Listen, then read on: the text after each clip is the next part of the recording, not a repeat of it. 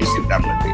Tapi secara ekonomi memang ini akan berlangsung karena nggak mungkin ada perbedaan harga kemudian pemain bisnis merasa oke, demi nasionalisme kita nggak akan ekspor, itu kan ngaco pikirannya tuh.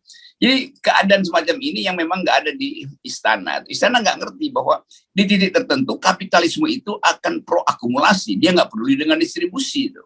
Jadi itu yang terjadi tuh. Nah, kita cuma bisa baca sinyal bahwa ada perpecahan di dalam kabinet. Cuman itu sinyalnya tuh. Karena tiba-tiba harus segera dalam 1 bulan ini mesti jaga pantai-pantai Indonesia, pelabuhan, supaya kapal-kapal ekspor itu jangan angkut batu bara ke luar negeri. Kan itu konyolnya. Itu juga menyebabkan investasi asing menganggap bahwa Indonesia betul-betul aturannya bisa satu malam berubah. Ya. Ini kan sudah muncul surat dari Kementerian Perhubungan, Dirjen Perhubungan Laut, gitu, yang memerintahkan tidak memberikan izin. Ini kalau cuma sekedar tidak beri izin mah itu biasa, bisa diatur-atur lah. Nah, persoalannya bagaimana mereka menjegat yang bisa menjegat di lautan itu, satu Bakamla, kedua mungkin juga Angkatan Laut. Nah, apakah mungkin kemudian terjadi semacam itu? Ini menurut saya sangat serius karena pilihannya kalau kemudian mereka tetap mengotot bahwa ngapain mesti jual ke PLN yang harga tarifnya $70 sementara di luar negeri sampai $200. Dan mereka juga seperti saya sebut tadi orang-orang kuat juga, ini bukan pengusaha ece-ece, ini pengusaha yang langsung terkait dengan para penguasa kita kan. Itu kayak cerita zaman dulu, mesti dijaga pelabuhannya kan, masa dijaga sama marinir supaya ekspor kan. Yang namanya surat perintah itu ya udah undang-undangnya aja diberitahu tuh. Ini langsung nanti ditentukan nih 1.000 orang di Tanjung Priok, 1.000 orang di Surabaya, itu kan konyol. Jadi itu betul-betul menandakan koordinasi politik. Ini sebenarnya urusan koordinasi politik, itu udah berantakan itu. Nah, itu yang membuat kita lega karena pada akhirnya teori endgame bisa dipercepat.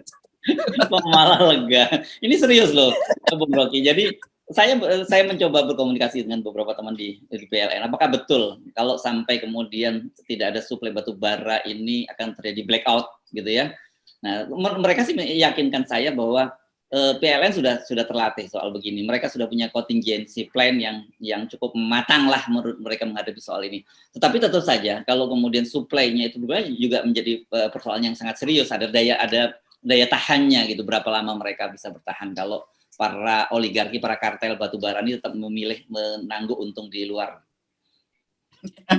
Itu mungkin juga nih kartelnya merasa ya lah kita uji aja 2 minggu. Setelah 2 minggu akhirnya PLN pemerintah nyerah. Oke, kita beli 200 ribu. Ya itu artinya beban pengembalian lagi besar dan ya ekonomi udah pasti kacau. Apapun ya tentu PLN akan bilang nggak kita jamin 10 juta pelanggan itu. Iya, tapi nanti dia mau beli batu bara dari mana itu kan. Jadi keadaan itu yang menjadi ketegangan juga di dalam kasus banyak negara di Amerika Latin, Afrika, itu persaingan semacam itu terjadi dengan akibat pemerintah jatuh tuh. Kan itu yang disebut sebagai historical block di kalangan kapitalis, yaitu sejumlah elit di kabinet juga memberi sinyal, iya nggak apa-apa, lakukan aja tuh. Kan ini yang terjadi kan. Jadi betul-betul ada persiapan besar mungkin dari 2 bulan lalu mendeteksi harga, lalu kartelnya memutuskan kami nggak akan jual ke PLN. Kami free market itu menuntut kita untuk ekspor. Nah kekacauan ini yang betul-betul kalau dulu zaman Pak Harto nggak bakal terjadi beginian, digetok palanya satu-satu kan. Karena sistem otoriter. Kalau sekarang nggak mungkin, ini sistem demokrasi dan kartel itu juga terikat dengan perlindungan pasar yang diberikan oleh importir di luar negeri yang juga butuh batu bara. Jadi sekali lagi kita lihat bagaimana makropolitik itu disulap akhirnya atau tersihir oleh keadaan lalu gamang. Kan ini karena tersihir oleh keadaan, maka timbullah surat yang betul-betul soal mau perang tuh, jaga supaya mereka nggak kabur lari. Kan itu yang terbaca. Jadi nggak ada lagi semacam perintah bahwa hukum itu efektif. Hukum itu efektif kalau sekedar dalam tulisan, di dalam surat itu dinyatakan oke, kami minta dihentikan. Ini langsung jaga bandara kan, jaga port ini, jaga pelabuhan. Jadi terlihat ini kacau banget ya. Mengurus soal semacam itu kok nggak bisa dideteksi? Panggil aja kan, ngomong kartelnya juga orangnya presiden semua tuh. Tapi saya membayangkan gini, oke, katakanlah mereka para pengusaha tentu cara berpikirnya kan hanya menanggung untung. Bagi mereka ya di mana harga yang paling tinggi di situ mereka jual. Mereka nggak akan peduli yang begitu-begitu.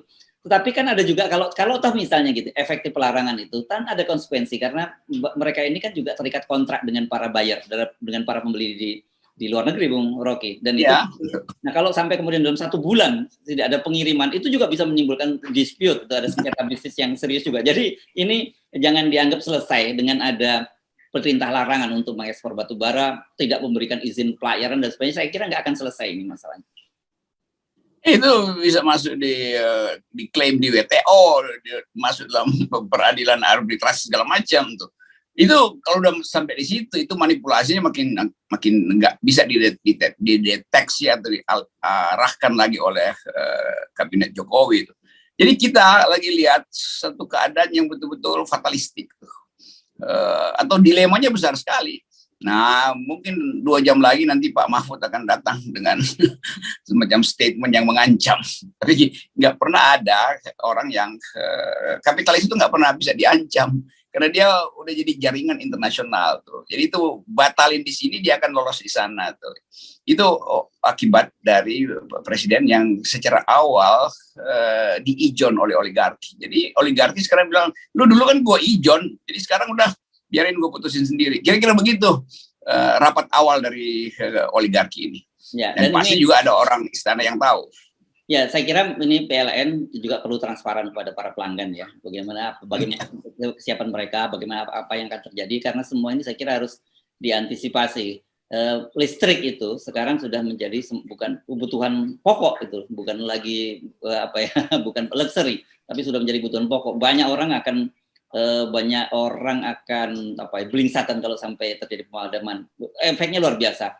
Kemudian UMKM, restoran-restoran, hotel, dan kalau hotel saya kira punya backup. Tapi kalau UMKM dan sebagainya saya kira akan mengalami pukulan yang berat kalau sampai terjadi pemadaman ini. Ya itu netizen juga pasti nggak bisa ngecharge lagi itu kalau lagi mau Instagram. Jadi efeknya panjang itu. Dari soal handphone yang kehilangan daya sampai perencanaan investasi nikel macam-macam itu untuk supply baterai listrik. Jadi seluruh industri bahkan akan mengalami akibatnya. Jadi dia mesti atur ulang perencanaan kapan produksi dimulai, bagaimana distribusi 3-4 tahun ke depan. Itu kekacauannya di situ. Hanya karena kekonyolan dalam pengaturan hubungan antara negara dan korporasi. Nah, pada saat yang sama BUMN juga akhirnya harus buka boroknya tuh. Kan nggak perlu lagi kita bilang bahwa BUMN ini adalah badan usaha milik negara. Nggak ada, itu badan usaha milik konglomerat. Karena sekedar disuruh-suruh oleh konglomerat untuk pasang tiang listrik tuh. Jadi sebetulnya yang terjadi kan ya, lebih jualan token.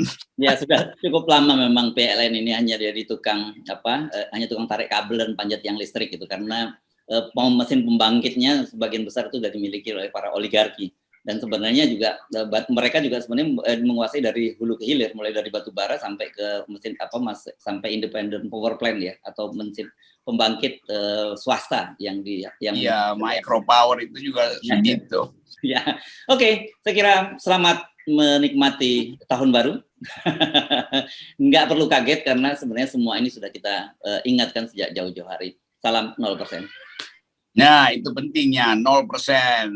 Intelektualitas mendahului elektabilitas. Oke.